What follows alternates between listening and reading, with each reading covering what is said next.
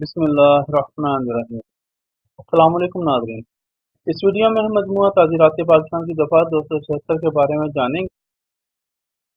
دفعہ 276 جرم دوائی مفرد و مرکب میں آمیزش کرنا، یعنی کہ جو کوئی شخص دوائی یا دوائی کے کسی مرکب میں اس طرح ملاوٹ کرے کہ اس دوائی کی تاثیر گھٹا دے یا اس کی عمل میں تبدیلی کر دے یا اس کو مضر بنا دے، اس نیت سے یا اس عمل کے احتمال سے کہ علم سے وہ کسی طبی مقصد کے لیے بیچی جائے گی یا استعمال کی جائے گی، گویا کہ اس میں ایسی ملاوٹ نہیں ہوئی، تو جی اس میں پولیس جو ہے دست اندازی پولیس کو قابل ہوگی اس جرم میں۔